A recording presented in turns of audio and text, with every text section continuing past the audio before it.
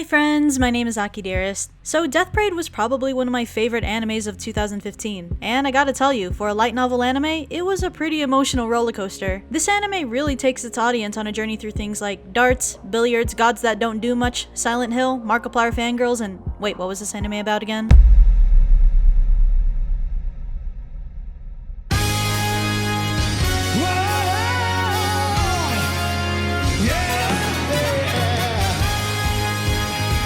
So welcome to the Everything You Didn't Know About series, where I take an anime and share with all of you as many interesting facts, Easter eggs, and my own theories and metaphors of what this anime has to offer. Because of that, I highly recommend that you finish the entire anime since we'll be passing a few spoilers throughout this video. So let's go! Number 1. So Decim is just one of the arbiters of the series, and as really almost every character is introduced, I couldn't help but think that I've heard these names before. It then occurred to me that Decim's name was taken from Roman mythology from one of the fates named Decima. Decima's alternative name is Lachesis. In ancient Greek religion, Decima was the measurer of the thread of life. She determined how much life was to be allowed for each and every human, as well as presenting each person with all kinds of possibilities that they could reincarnate themselves into. Decim's personality mirrors this, as his position as an arbiter is to give the people time during each game to really reveal themselves before being sentenced to their fate. Number 2. Nona was also inspired from the three fates as well. Her alternative Greek name is Clotho.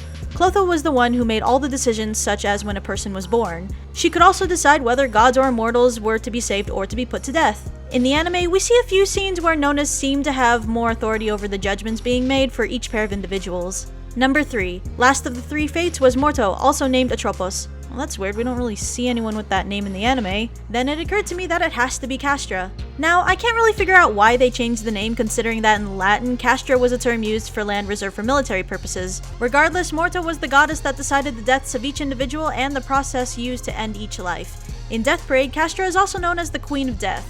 She doesn't make too many appearances in the anime, but we see that her position is classifying each human to their designated judgment level. Number 4. Taking what I've said here, Decim, Nona, and Castra create the anime personification of the three fates from Greek mythology. The three fates control the lifestyles and fates of each individual from birth to death. In Death Parade, these three characters are the essential key to determining the outcome of every pair of individuals. Number 5. In Latin, clavis is the word for key, and there's not much to say on this character, but Clavis was the one who operated the elevator, and from the final scene that we see, Clavis holds the key to a secret floor. Just in general, Clavis is essentially the key to sending everyone to their destination throughout the different floors, which, by the way, all the floors, if you haven't guessed already, are all Latin for the number given to the floor. So, for example, Quindecim equals 15, which is the 15th floor. Vinginti is 20, which is the 20th floor, and Nonaginta equals 90, which is the 90th floor, and it's also used as play on words considering it's also Nona's floor. And based off this scene, it also looks like it's the highest floor of the entire facility, making her and Oculus high in position. Which brings me over to number 6. So Oculus was a vague character and personality. However, as the anime goes on, we start to see that there's more of an antagonist in him than we originally thought him to be. Oculus means eye, which makes an appropriate name considering he's apparently next to being God. One of the key designs of this character was the lotuses incorporated on his body. Now, there's two meanings I found out about this, but I'll get back to one of them later. For now, just remember that in the well-known Greek story The Odyssey, lotuses were mentioned in the story when they were eaten by people, which caused both drowsiness and forgetfulness of their friends and family. In the story, this caused them to stay on the island in isolation. We see Oculus using this lotus to read into the minds of other arbiters, and he seems to have the ability to make them forget, making all the arbiters basically his puppets forever, staying in the world of Death Parade. Number 7. Okay, so that being said, the other meaning of the lotus was taken from Hinduism and Buddhism. Now, there's a few various meanings in these religions for lotuses, but the most iconic lotus used on the Oculus is the symbol of eternity, purity, and divinity. The lotus was incorporated into the artworks for the three main gods of Hinduism. I'm gonna put my money on Oculus most likely being Shiva. In the opening, we see this specific scene where Oculus and the arbiters behind him shape out the iconic pose of multiple arms. Shiva is also called the Destroyer or the Transformer, and by the end of the anime, we see that Oculus does have the mindset of a more destructive personality. Then again, the religion depicts many of its gods with multiple arms and personalities, so it's possible that Oculus could just be a sort of combination of all of them. Number 8. We have some artistic shots of designs that take a striking look to the samsara symbols. Samsara is essentially the repeating cycle of birth in Hinduism, Buddhism, and various other religions. The circle behind Decim resembles the mandala with the lotus symbols that symbolize reincarnation that wrap around it, as well as this DNA-looking design that wraps around that. The second side of the circle is shown in the artwork done for the dartboard in episode 1. The dartboard's design consists of body parts drawn in such a way it looks like sexual pleasures. These designs surround itself into the bullseye being the heart. So samsara symbols the constant cycle of reincarnation, and that you will continue to be reincarnated until you reach enlightenment.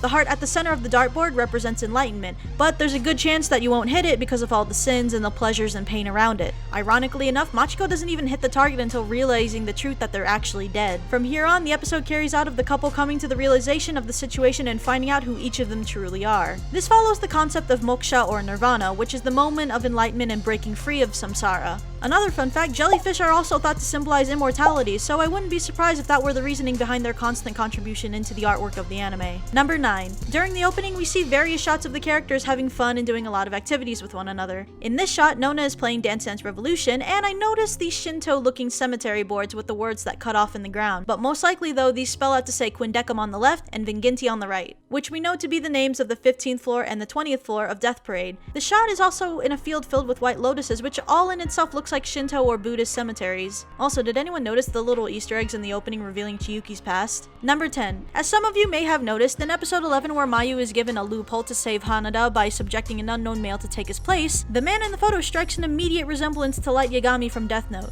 Now, this is extremely appropriate to the story given the fact that it was stated that the deaths were increasing faster than normal. The fact that both the world of Death Parade and Death Note share the same concept that there's no technical hell, but instead of void of nothingness, Light Yagami would be more than eligible enough to be a cameo in this anime. If he was sent to the void, the death rates would probably go down and giving the arbiters a little bit of a break here. Number 11. Now, Death Billiards was an OVA created before the anime series, and during its creation, a lot of theories were spurred on how this played out in the end. While I hate to admit it, the ending is actually completely up to the audience. Now, you see, an interview with the director admits the philosophy in life was that to live is to fight. Now, this philosophy was embedded into the 30-year-old. What I can say, though, is that even though Death Billiards was made first, the setting is probably somewhere between episode 5 and episode 10 because we noticed that the board's design in Death Billiards is of the Chavot design. The board was not changed to the design until episode 5, plus the old man in Billiards is obviously connected to the old woman in episode 10, and the OVA suggests that the old man has passed on before his wife. Now, this is all being said without incorporating the various theories pointing out to the possibility that the old man is actually just a spirit. Number 12. Alright, so I'll admit the intro song is probably one of the catchiest and most fun openings I've ever seen. And even though the songs got me feeling ecstasy in a world run by an overplayed Adele song, the lyrics are pretty deep and reflect the anime's message pretty nicely. Here's some of the deeper lyrics that really shine.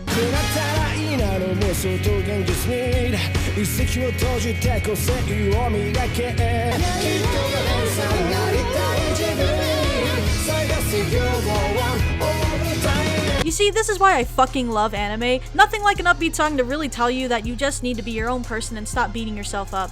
Ironically, this song gives a lot of advice to the audience, but throughout the anime, this message doesn't even become clear to the arbiters themselves given the way that they judge. Also, Bradio, the band who plays the song, recreated the death opening, and I gotta tell you, 'tis pretty entertaining, my friend. So what did you guys think? Any other Easter eggs that I should have covered? Any other animes you think I should dissect? Leave a comment down below on your thoughts or suggestions for my next episode. Subscribe to my channel if you haven't yet for more anime content, and I will see you guys in the next video. Bye-bye! Max! Help me! I'm feeling... And what happened then? Well, in Whoville they say that the Grinch's small heart grew 3 sizes that day. Hunter x Hunter. Welcome to a world where only females can act like little boys and run along on this bromance epic adventure of 2 kids that defy all logics the best way they know how.